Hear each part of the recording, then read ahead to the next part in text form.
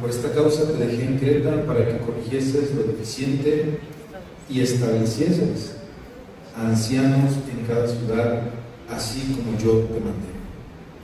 El que fuera irreprensible, marido de una sola mujer, y tenga hijos creyentes que no estén acusados de disolución ni de rebeldía, porque es necesario que el obispo sea irreprensible, como administrador de Dios, no soberbio, no iracundo, no dado al vino, no pendenciero, no codicioso de ganancias deshonestas, sino hospedador, amante de lo bueno, sobrio, justo, santo, dueño de sí mismo, retenedor de la palabra fiel tal como ha sido enseñada, para que también pueda exhortar con sana enseñanza y convencer a los que contradicen. Porque hay muchos contumaces, habladores de vanidades y engañadores, mayormente los de la circuncisión, a los cuales es preciso tapar la boca, que trastornan casas enteras, enseñando por ganancia deshonesta lo que no conviene. Vamos a ver. Padre,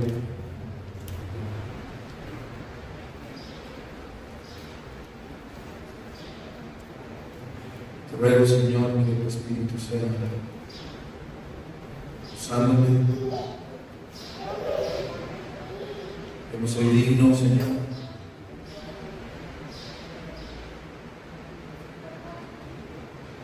pero tú eres Dios. Te ruego que me fortalezcas, Señor, que mi corazón lo limpies. Por favor, Señor, para que tu palabra pueda ser expuesta y tu nombre sea glorificado, y para que cada uno de mis hermanos aquí presentes puedan ser bendecidos e instruidos por tu palabra. Señor, toma mi cuerpo, mi ser, por favor. En el nombre de Jesús.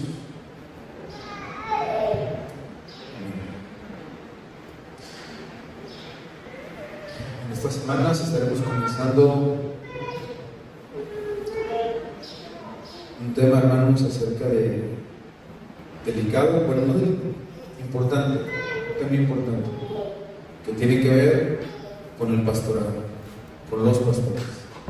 Ya hemos estado hablando de la iglesia, ya hemos estado hablando del orden de la iglesia, de la misión de la iglesia, y ahora estaremos hablando por varias semanas sobre los pastores, sobre el liderazgo de la iglesia.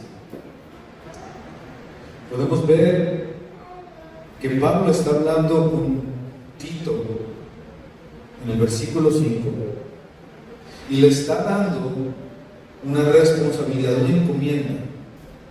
Pablo le dice a Tito: esta es la razón por la que te dejé en Creta, en esa ciudad, para que corrigieras ¿qué?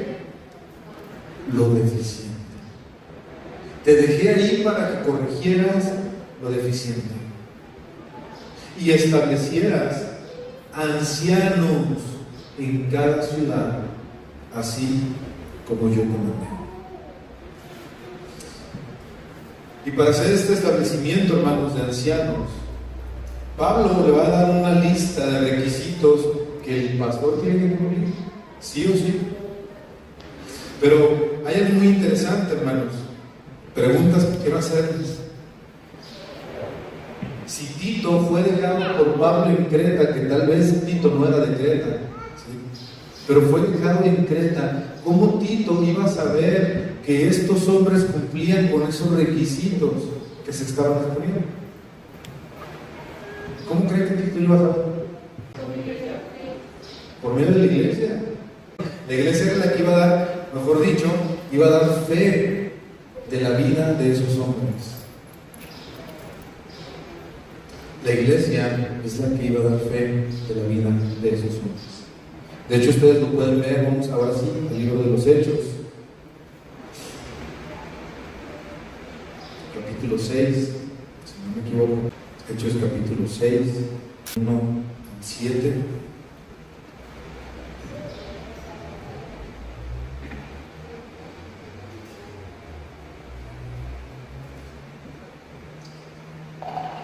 Dice, en aquellos días, como creciera el número de los discípulos, hubo murmuración de los griegos contra los hebreos, de que las viudas de aquellos eran desatendidas en la distribución diaria. Entonces los 12 convocaron a, ¿qué dice ahí, hermanos? A la multitud de los discípulos y les dijeron, no es justo que nosotros dejemos la palabra de Dios para servir a las mesas. Versículo 3, buscad pues, hermanos, entre vosotros a 7 varones de buen testimonio, llenos del Espíritu Santo y de sabiduría, a quienes encarguemos este trabajo. Pero vean cómo se hacía la labor en la iglesia. Los apóstoles no llegaron y dijeron, vamos a poner a su lado, fulano y perengano. No. ¿Qué hicieron los apóstoles? ¿Convocaron a quién? A la multitud. ¿A la multitud de qué? De la iglesia, porque no convocaron a los vecinos, está hablando de la iglesia. Convocaron a la multitud de la iglesia y entonces, dice el versículo 2, que convocaron a la multitud de los discípulos. Entendemos que es la iglesia porque solamente un discípulo es parte de la iglesia, ¿verdad? Y convocando a la multitud de los discípulos, ¿qué les dijeron? En el versículo 3, buscad, hermanos, de entre ustedes a 7 varones. No les dijo, vayan y busquen allá pasando el peri a ver si encuentran a alguien. Vayan y busquen en el común a ver si encuentran. No, ¿qué dijo? De entre ustedes, varones que cumplan con esto. Hermanos, hasta aquí. ¿Qué podemos comprender entonces del ministerio pastoral?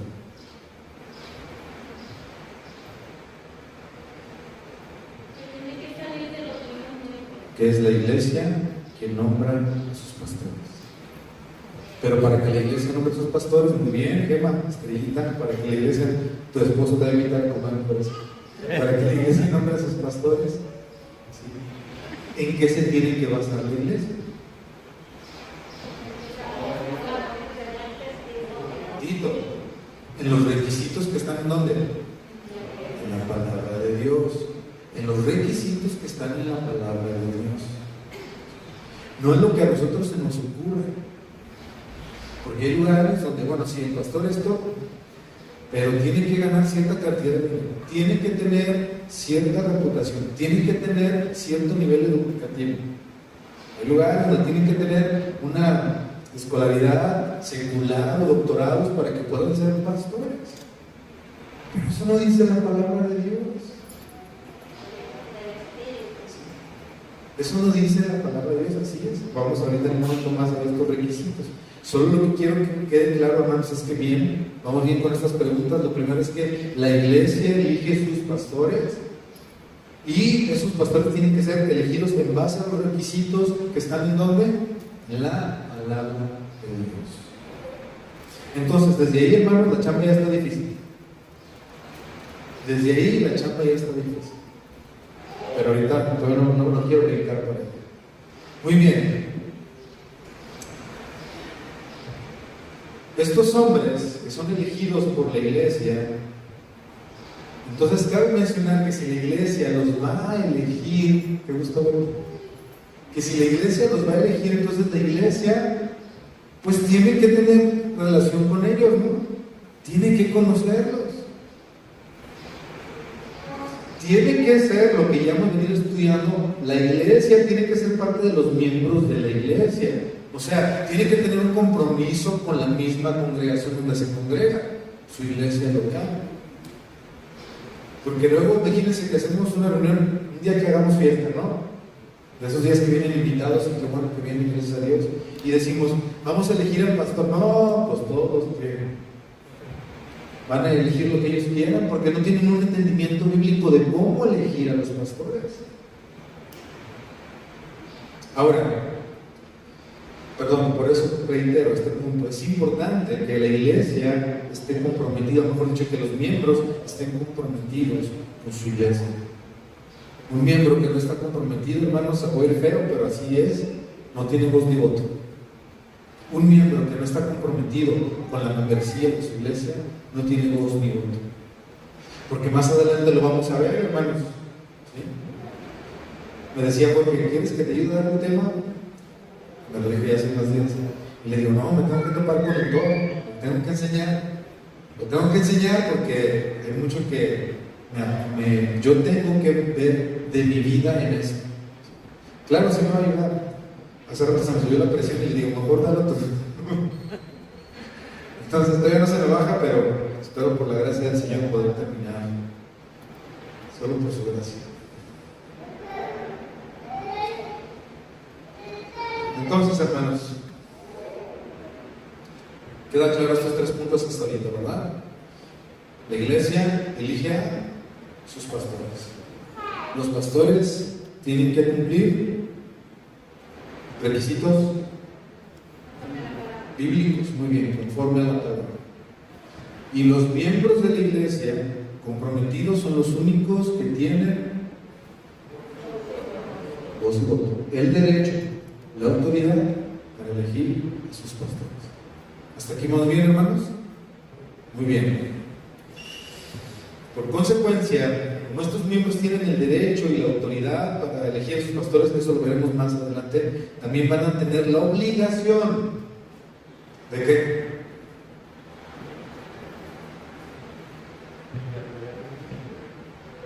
los pastores tienen que cumplir unos requisitos. La iglesia tiene que elegirlos. ¿Qué obligación tiene? ¿Qué otra obligación adopta la iglesia? ¿Quién es supervisor de su trabajo? ¿Qué labor tienen ustedes?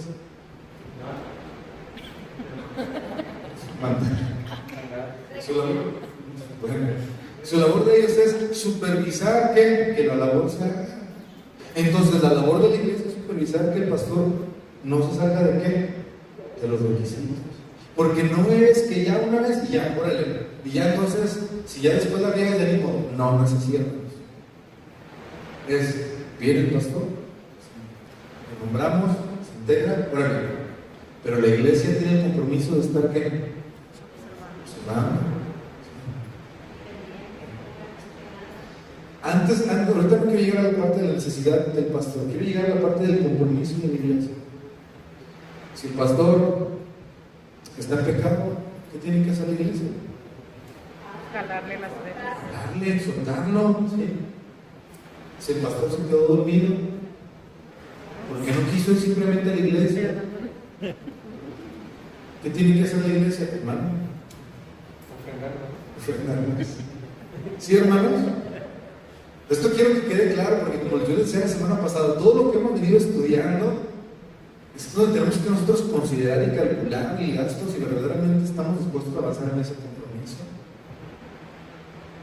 Si el pastor está enseñando mal, porque nunca estudió, ¿qué responsabilidad tiene la iglesia? Exhortarle y decirle, hermano, póngase a estudiar. Y ahí está la otra línea donde vamos a brincar más adelante. Pero si el pastor dice, pues sí, hermanos, pero es que mi trabajo me absorbe tiempo para ir a ponerme a estudiar, no tengo el recurso para estudiar este seminario, no tengo esto. No, usted es el pastor, usted hágale como pueda.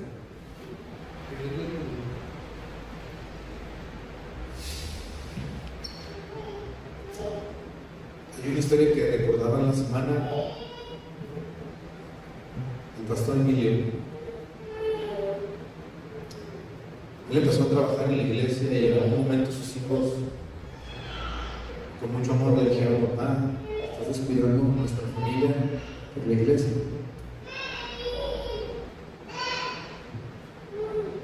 Y hermanos, cuando yo escuché eso, a mí me dolió. Porque como iglesia no fuimos capaces de ayudarlo. No como se pudiera, sino como necesitaba. Para que él pudiera dedicarse a estudiar la palabra. ¿Qué decidió? Mejor, espero un poquito con esto, porque es verdad, tengo que atender a mi familia. ¿Sí? Y después todos, no, es que el pastor, aquello, es que es el resultado de nuestra falta de compromiso. Es el resultado de nuestra falta de compromiso, hermanos. Y aún así, aunque él, como otros pastores que han tenido buenos corazones, han avanzado, somos responsables, hermanos, delante de Dios.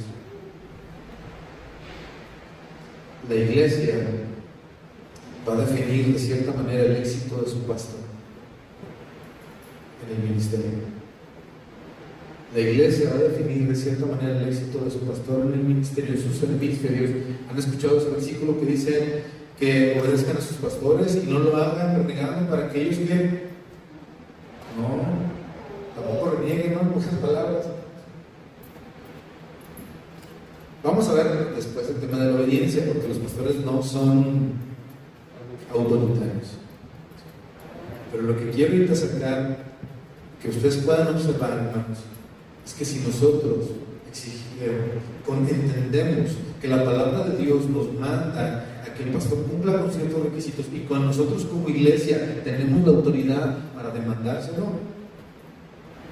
como le dijo el abuelo de Spider-Man a Spider-Man. ¿Se acuerdan la frase?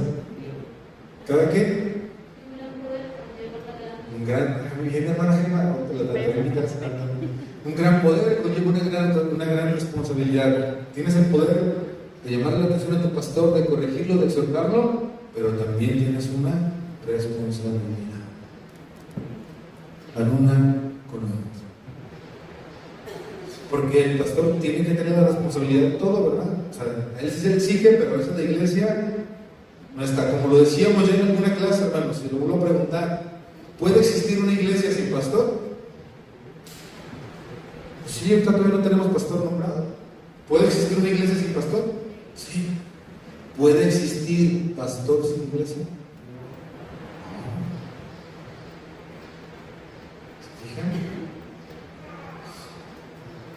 Espero que esto les esté trayendo luz. Digo, para mí es un tema, entre comillas, sencillo comprenderlo, difícil exponerlo. De verdad, no es fácil exponerlo. Muy bien, y entonces sigo en el versículo 3 de Hechos, ya no avanzamos tanto, ya se me acaba el tiempo casi. Busquen hermanos entre ustedes a 7 varones de buen testimonio,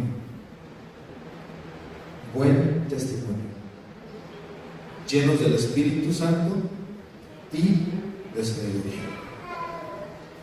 Aquí están simplificados los requisitos, pero vamos con Tito, con el santo más chiquito. Tito.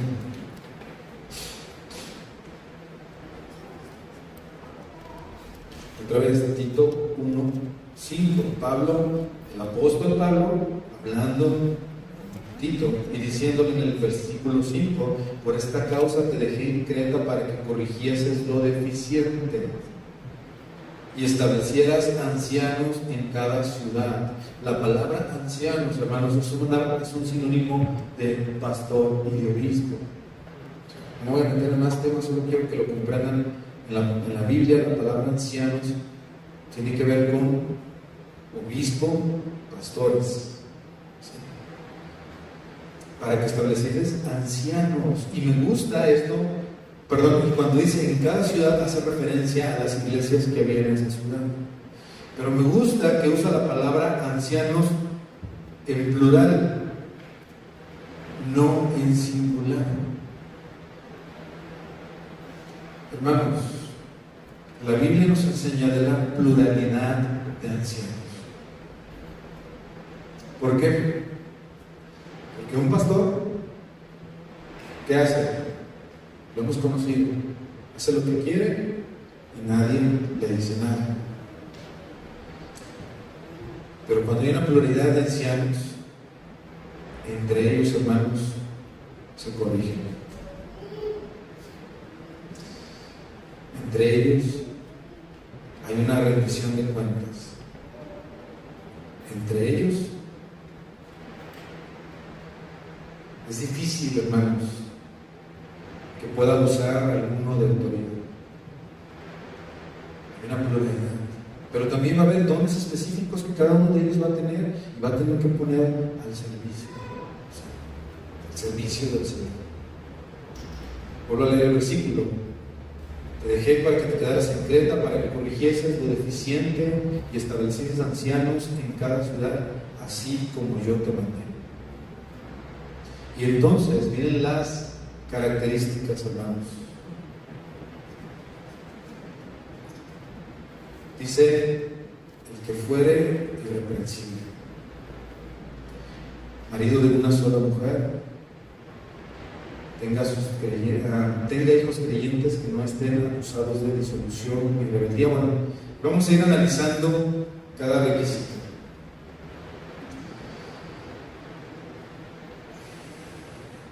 Que fuere irreprensible, hermanos. ¿Qué entienden por esto?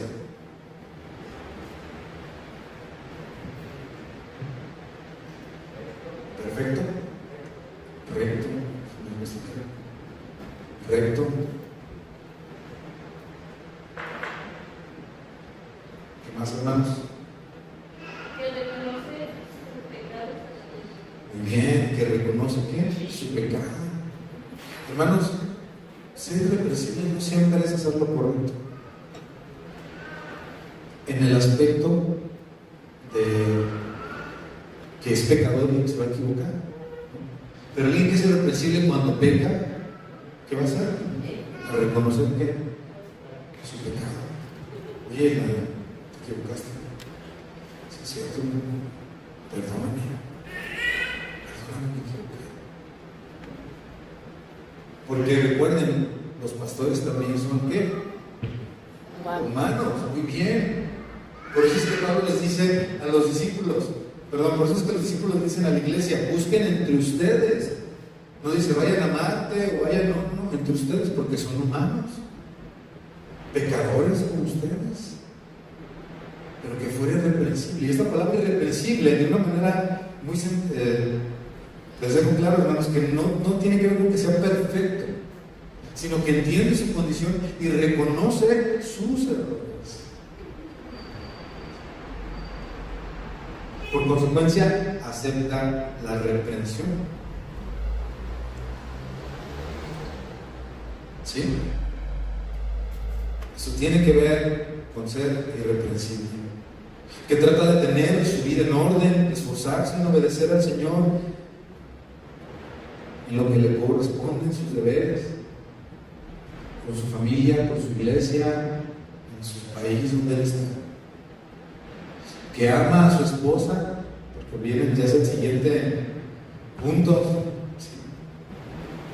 Aquí no está la demanda para el esposo, aquí está la demanda para él, para este varón. ¿Sí? También otro punto que me brinqué, perdón, lo vimos en Hechos. Dice, los discípulos les dicen los apóstoles les dicen a los discípulos, busquen varones. Y esto habla de hombres. Busquen varones. Y aquí, en Tito, Pablo le dice a Tito, establece ancianos. Esto está hablando de qué? De hombres. Veremos más adelante los bemoles de si es una mujer puede ser pastor o no. Pero el modelo bíblico es que el hombre quiere ser el que pastorea. Tiene que pastorear su casa para que pueda pastorear la iglesia. De hecho, lo vamos a ver después, está en Timoteo también eso. Pero ahorita vamos a ver, seguimos leyendo. Que fuera irreprensible, el versículo 6. Marido de una sola mujer. ¿A qué se refiere esto, hermanos? Bueno, todos entendemos lo que es la palabra marido, y es alguien que está legalmente casado. Y con una sola. Que si se divorció, que pasó esto, que vino aquello, está bien, pero es doloroso. He conocido pastores divorciados, me costó trabajo entenderlo, pero la Biblia es clara. No entra. Se divorció, esto, ya. Sí. ¿Por qué?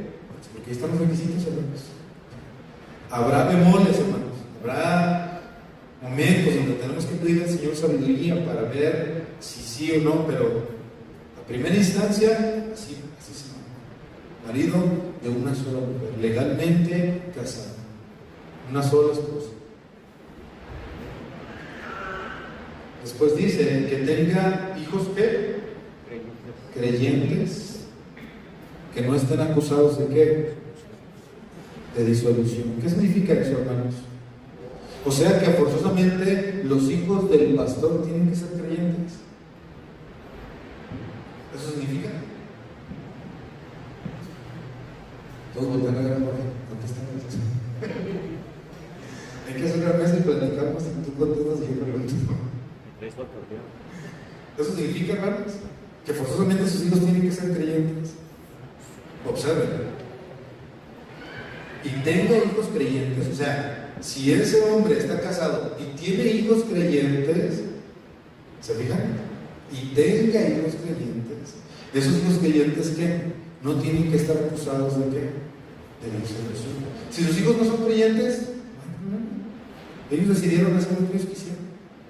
Algunos de nosotros en algún momento de nuestra vida pusimos nuestra mirada en los hijos del pastor, no de este. Yo, cuando yo crecí, si yo les platicara de sus hijos, se iban para atrás. Pero la Biblia es bien clara. El problema es que muchas veces ellos se encargan de decir: mis hijos son creyentes. Y cuando ya hiciste eso, tú como padre te estás dando cuenta que tus hijos no están avanzando, ya te aventaste la sola cuello tú solito. Tú solito. Por eso es mejor que ellos no digan si son creyentes. Yo no sé si alguien se le dijo creyentes. No es cierto. Pero es importante, hermanos, considerar esta parte. Y tenga hijos creyentes, que estos hijos no estén acusados de ¿qué? De disolución. Me imagino que algunos ya buscaron qué es disolución, ¿verdad? Disolver, ¿no? Que no estén acusados de que entonces podremos de qué, hermanos? De disolución en la iglesia, de división en la iglesia, de contrariedad en la iglesia, de chisme en la iglesia, mientras no estén acusados. Que no estén acusados de disolución ni de rebeldía. Y es que aquí hay dos cosas: disolución y rebeldía. Que no estén acusados. Esto de disolución hace pensar en cuando nosotros tenemos un frasco y dejas una gota de pintura, ¿y qué pasa? Se disuelve. ¿Y qué pasa con esa pintura? Se rebaja. Los hijos de los pastores, si son creyentes, no tienen que rebajar la verdad, no tienen que disolverla. Porque entonces, hermanos, lo más seguro es que el pastor no está haciendo su labor en su casa, no le está enseñando la doctrina correctamente y por consecuencia el hijo la está rebajando. Hay un pastor que me gusta mucho, se llama Charles Stanley, y él enseñó, ya está con el Señor. No, bueno, tú ya le llegaste a ver. Es un hombre que en 25 minutos, lo que no sé si algún día voy a lograr. De verdad, hermanos, si pueden ver predicaciones de ellos en YouTube, es un hombre que en 25 minutos Dios lo usaba para soltar la palabra. Yo llevo 10, ya me faltan 18, 20, 40 casi. Entonces, pero su hijo, hermanos, ¿sí viste cosas de esto? Su hijo puso una iglesia y él dice: Dios permite que los gays te alaben. Si tú eres gay, si tú eres lesbiana, no pasa nada, tú vente. Jesús nos ama. Mi mamá me decía: hijo, pero ¿cómo es posible? ¿Cómo es posible que si su papá sabía todo esto, él diga estas cosas? Quiero pensar que no le enseñó, que lo dudo. Más bien quiero pensar que el muchacho no era creyente, pero al ver que el papá empezó a tener éxito por medio de eso, que dijo: pues yo también.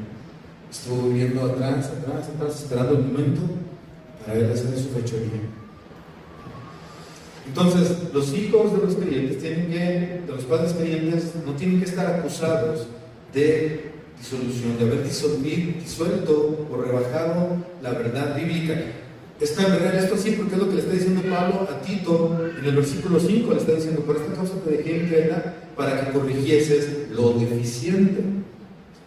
Y la manera de corregir lo deficiente, o mejor dicho, cuando algo es deficiente, es cuando la verdad no está siendo aplicada.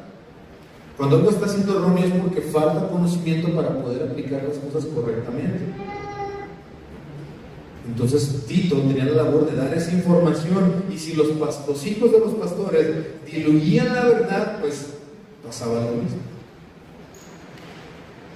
Y el otro punto es que estos hijos no tienen que estar acusados de ¿qué? De rebeldía.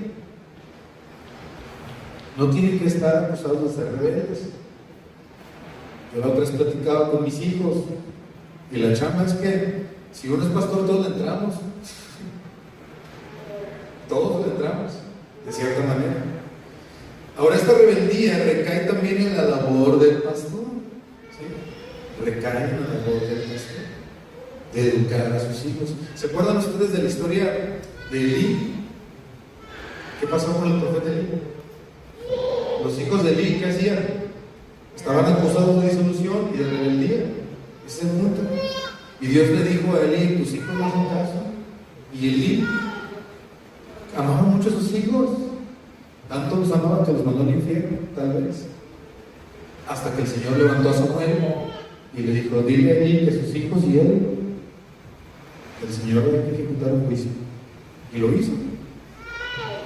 Lo hizo.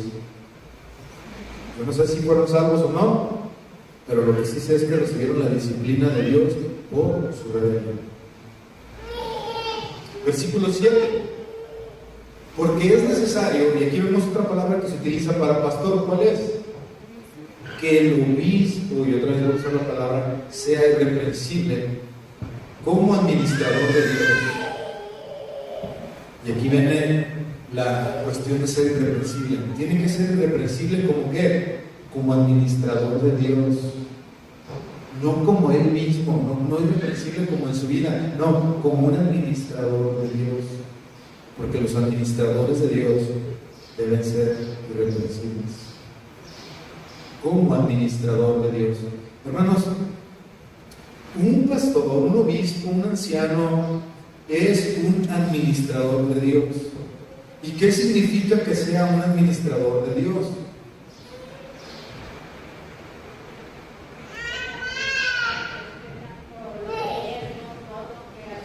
Dice la hermana que es administrar los diezmos, es parte de eso, ¿no? Dios le da al pastor ¿qué? Las personas, la iglesia. Dios le da, Dios que es el gerente, el dueño, le dice: ahí te van mis ovejas. Y luego ¿qué les dice? Cuídalas, administralas. Cristo, cuando Pedro había llegado a Cristo, después vuelven a encontrarse Pedro y Jesús, y Jesús le pregunta a Pedro: ¿me amas? ¿Me amas? ¿Me amas? Y la respuesta de Jesús, ¿cuál era? ¿Apacienta qué? ¿Me amas? Te encargo mis ovejas. Te encargo mis ovejas. Por eso es que las cartas de Pedro, cuando usted y yo leemos las cartas de Pedro, son cartas hermosas. Son cartas muy pastorales, donde Pedro está tratando de cuidar lo que se le encomendó. Porque ya le había fallado una vez al Señor, pero entonces dijo: no, si no quiero volver a fallar, necesito cuidar esto. Y por eso es que por eso es que Pedro, en las cartas de Pedro, nos habla con tanto amor que cuando tú lo lees dices: ¿qué onda? ¿Qué le pasó a Pedro? Pero ser administrador de Dios es comprender que las almas le pertenecen a Dios. El pastor entiende que él no puede hacer nada en nuestros corazones. El pastor comprende que el único que puede hacer una obra en nuestro corazón, ¿quién es? Entonces el pastor va y se rinde al gerente, como dice Jorge, y le dice: Señor, yo no puedo. Y ahí está fulano, perengano, sultano, mengano, y empieza con la lista y la lista. Y otra vez el gerente le dice: síguele con esto. Porque muchas veces el gerente no da la solución inmediata. El gerente dice: sigue. ¿Y el pastor qué hace? Tiene que ir y buscar los pastos. Es muy interesante, hermanos, pensar en un pastor, porque cuando simplemente pensamos en la idea de un pastor hablando de la labor natural, humana, un pastor cuando lleva a las vacas a comer tiene que buscar los pastos. O sea, tiene que ver qué les voy a enseñar, cómo se los voy a decir. Es una labor cansada, hermanos. Acá la mente está pensando, investigando, razonando, estamos orando, es una labor que desgasta. ¿Cómo se los voy a decir? Yo ya lo entendí, pero ahora ¿cómo les enseño? Entonces, hermanos, el pastor es administrador de Dios. Y después vienen frases fuertes que confrontan a los pastores y que a nosotros también nos tienen que abrir los ojos para todo aquel que nosotros hemos conocido que se llama pastor. Versículo 7. ¿No qué? No soberbios, porque son soberbios. Ellos aman eso. Y entonces la palabra de Dios es bien clara, que no sea soberbio. ¿Qué es lo contrario a la soberbia, hermanos? La humildad. Y es la chamba.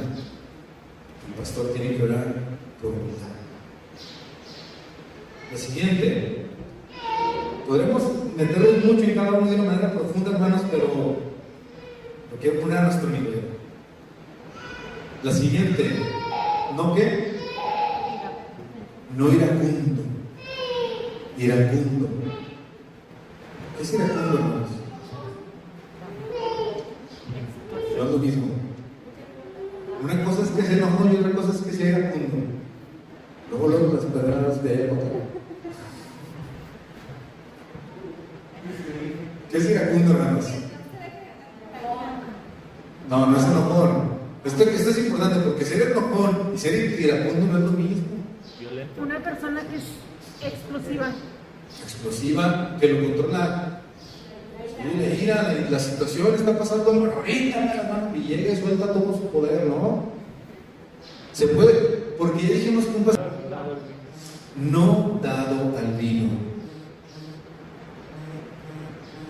Híjole. Pregunta, hermanos. Preguntas de universidad.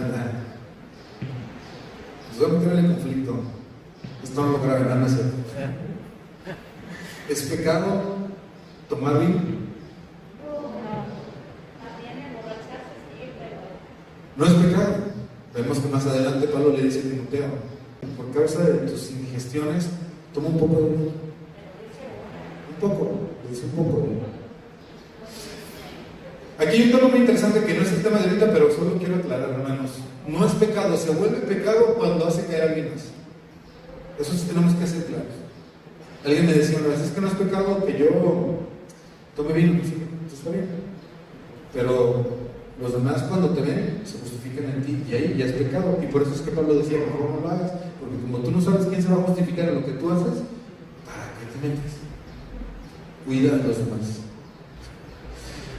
Regreso al tema, hermanos. Entonces, no es pecado, pero la frase no dado al vino significa que no es dependiente del vino, que el vino no lo gobierna. Ahora, no está hablando de que no sea borracho, ese sería el extremo de ser dado al vino. Está hablando de que ni cada 15 días lo necesita. Hay personas que cada vez para cenar, ¿qué hacen? Mi copa de vino. Como otros que dicen: y mi vaso de coca, ¿no? No se pone borracho, pero cada vez que se sienta a comer o a cenar, depende de qué, de que ese copa de vino esté ahí. Podríamos decir, hermanos, que de cierta manera ese hombre ya es una persona dada al vino. ¿Por qué? Porque depende de que esa bebida esté ahí. Y si no, se enoja, ¿sabes? Eso es bien interesante, porque no está diciendo que no sea borracho. La Biblia no repararía en escribir la palabra borracho. Lo hemos visto que dicen que los borrachos no heredan el reino de los cielos. Pero aquí está diciendo que el pastor, que el obispo, el anciano, no se da al vino. Que no sea lo que más necesita. Que no sea lo que... O llegas a su casa y tiene una, ¿cómo se llama? Una cava. Y llegas a su casa y el pastor tiene una Biblia y enfrente una cava bien grande, ¿verdad? No tiene, en lugar de una biblioteca, tiene una cava ahí de todo el vino, y sabe, bueno, y puede saber, también no es malo, no es pecado que sepa, hay gente que le gusta saber, pero ese es el punto, hermanos, para no extenderme más, de no ser dado al vino. La siguiente palabra, ¿cuál es, hermanos? ¿No qué? ¿Qué significa esta palabra?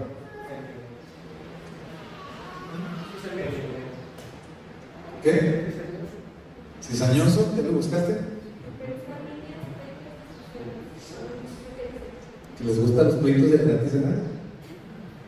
Ah, cállate, yo no ando viendo quién me la haga, sino quién me la pague, ¿no? Y peleonero. Claro, hermanos, pues lo mismo, es humano, va a tener carne. A veces se va a manifestar su pecado y va a pelear. Ya les platiqué, no sé si les platiqué, la vez que no les platico algo rápido. Estábamos, y un sujeto fue y le dijo a Carla, pero no se ve tanto que no estaba ahí. Y es de las pocas veces que me brinca el coraje. Al siguiente día la jefe del día, ya no más sabía.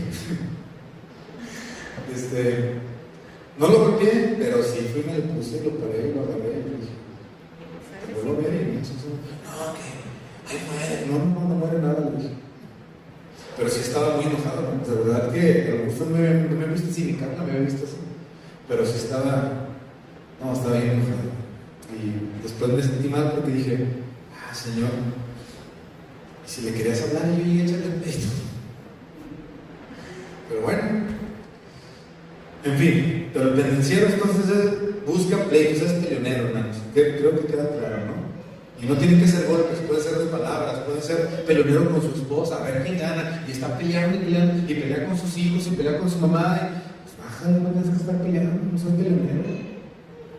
No seas peleonero.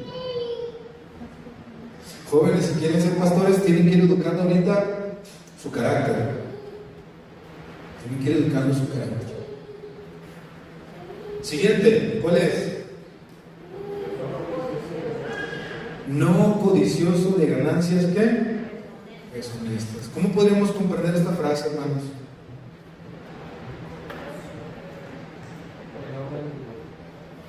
No codicioso de ganancias deshonestas.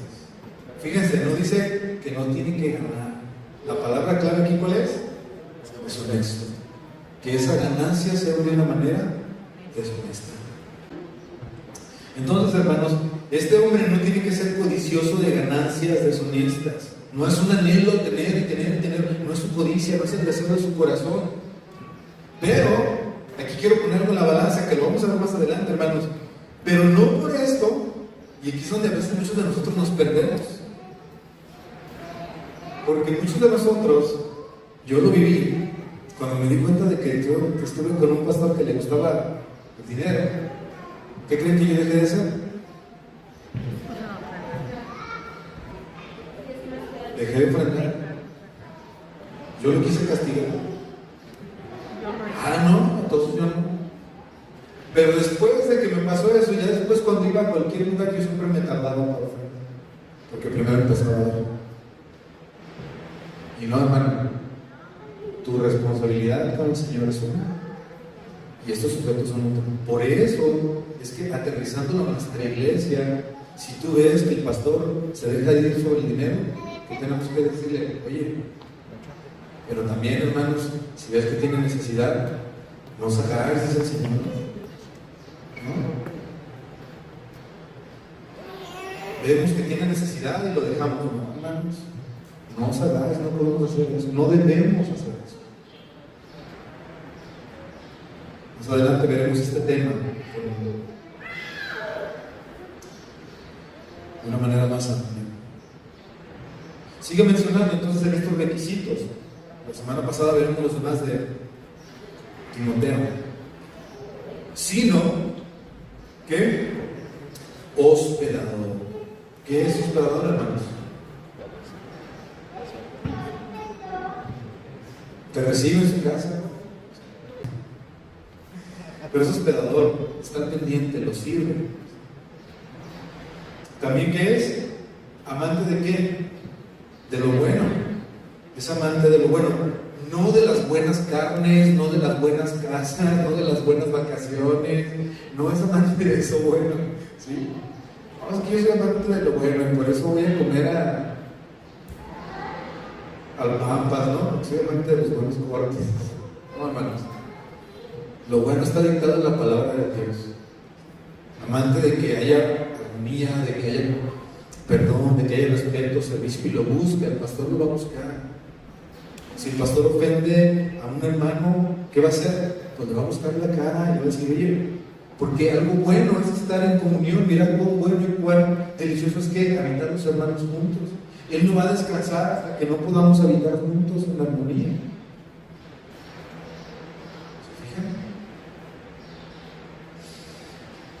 Amante de lo bueno, la palabra de Dios. Recuerden cuando Jesús se presenta ante Marta y María y le dice, mira, es que mi hermana no me ayuda, y Jesús le dice, sí, pero es que ella ha elegido la mejor parte, que es estar con Jesús y aprender de él. Amante de lo bueno. Sobrio. ¿Qué es sobrio, hermanos? Nos vamos a ir rápido ya para terminar, perdónenme. Sobrio. ¿Mande? Cuerdo, sí. Mejor dicho, que en sus pensamientos, su manera de pensar es correcta, es bíblica, que no anda diciendo lo que se le ocurre. Tal vez si le dice, somos humanos, lo vamos a decir, pero tiene que sujetar su pensamiento a la palabra de Dios, andar con sobriedad, ¿no? O sea, no andar ebrio. Exacto, sabe cuándo, como dice Jorge, sabe cuándo y cuándo no actuar. Justo, hermanos, lo más difícil, de las cosas más difíciles, pero busca la justicia, busca el actuar de manera justa, de manera íntegra. Santo. Tiene que ver con santo, hermanos, que andan en santidad. Que cuando tú le hablas al pastor, espérame, porque no fuiste de los 15 años, háblame al rato. No, ¿dónde andas? Trabajando, andaba estudiando, andaba haciendo esto. Tú ves que su vida refleja una obediencia. La santidad es obediencia a la palabra de Dios, es vivir en obediencia a sus mandatos. Tú lo ves que su vida refleja eso. Cuando tú llegas por él al trabajo, no te lo encuentras cotorreando con sus amigos y pisteando, no te lo encuentras en su lugar de trabajo, tal vez. A mí lo que me agarraron leyendo la Biblia me vinieron a buscar a mi trabajo. Es santo. Hay un deseo por vivir en santidad, esto implica que se peca, confiesa su pecado y que pide ayuda a la iglesia para luchar contra sus pecados. Esto es importante, hermanos, porque los pastores son humanos. La otra frase, dueño de sí mismo. Tiene que ver con templanza, con dominio propio. Controla. Va a buscar gobernarse de él mismo. Versículo 9. Retenedor de la palabra fiel, tal como ha sido enseñado. ¿Se fijan? ¿Y qué es retenedor? Que conoce la palabra de Dios y la va a aplicar. Y va a buscar que esa palabra se aplique, porque la conoce, porque la retiene, no la va a soltar.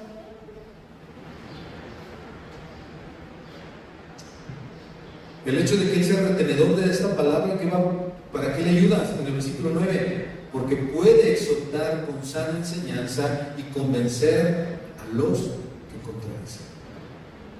La manera en la que tú puedes convencer y enseñar a Dios por medio de la palabra de Dios, a mí me llama mucho la atención cuando hay personas que me dicen, es que tú siempre me hablas de la Biblia. Pues ¿de qué quieres que te hable? Ni modo que me traigas una revista de Marvel y te explique por qué pecas. No puedo. Necesito enseñarte con la palabra de Dios, que tú veas en la palabra de Dios. Ya me perdí.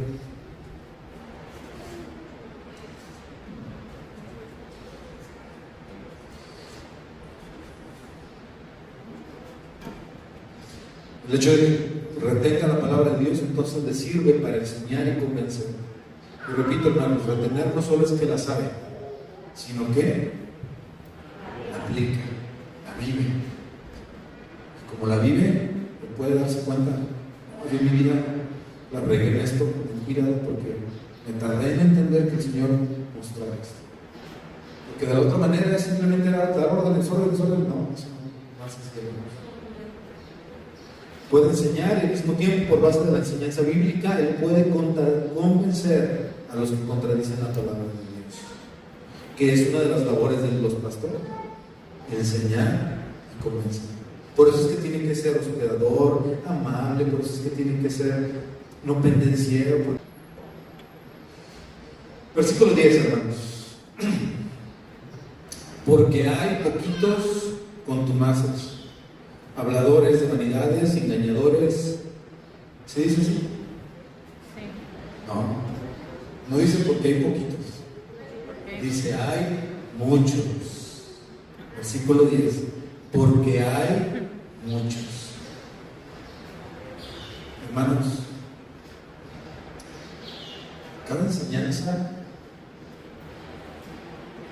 y la exposición de la palabra de Dios es necesaria, hermanos, porque yo veo que todos nosotros somos constantemente atacados por contumaces, por habladores de vanidades y por engañadores. Métase a Facebook, métase a TikTok, contumaces. Hablan vanidades. ¿Qué habla Luisito Comunica? Vanidades. ¿Cuál es el tema de estos días? Vanidades. Es más, hermanos, antes de que existiera esta tecnología, había una revista que, ¿cómo se llamaba? Vanidades. Vanidades. Ah, las mujeres sí la conocen. ¿Se fijan? Y los pastores tienen la obligación de hacer reaccionar a la iglesia de Dios, decir, hermanos, no. Porque somos hijos de Dios, no somos llamados a vivir de eso, somos llamados a vivir en Él, por Él y para Él. Porque ya eres de Él, vive para Él. Pero entonces hay una labor doble aquí, porque el pastor se preocupa por cuidar de las ovejas, pero también está atento de todos sus enemigos que están atacando todos los días a las ovejas. Hermanos, todos nosotros somos atacados todos los días. Y los pastores deben de cuidar a las ovejas de los contumaces, de los habladores de vanidades y engañadores. Fíjense lo que dice el versículo 11. A los cuales es preciso ¿qué? Taparles la boca. ¿Por qué razón? Porque trastornan casas enteras. Un mal pastor trastorna casas enteras. Hacen caos en las familias, las destruyen por completo. Bueno, no un mal pastor, aquí no se llama pastor, se llaman contumaces, habladores de vanidades y engañadores, así se les llama. Hacen un desastre completo. Y lo hacen por una razón. ¿Por cuál razón? Por ganancias deshonestas. A esos hombres no les importan sus almas. A esos hombres no les importan las ovejas. Solo les importa el dinero. Pero también a muchos de ellos no les importa el dinero. Les importa el placer de saber que tienen. ¿Qué es lo que se usa mucho hoy en las redes sociales? Tener que followers.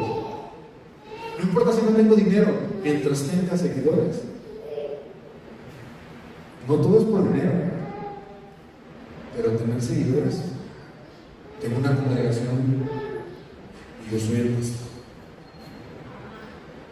No. La fama, exacto, hermano. La fama, aman la fama. Por eso es que hoy se llama como el apóstol Armando Negocios de la Cruz. O el apóstol Saqueo Tulanita. ¿Sí? ¿Ya entendiste? Eso lo escuché hace mucho, un hermano, y se me quedó muy grabado, y eso es cierto.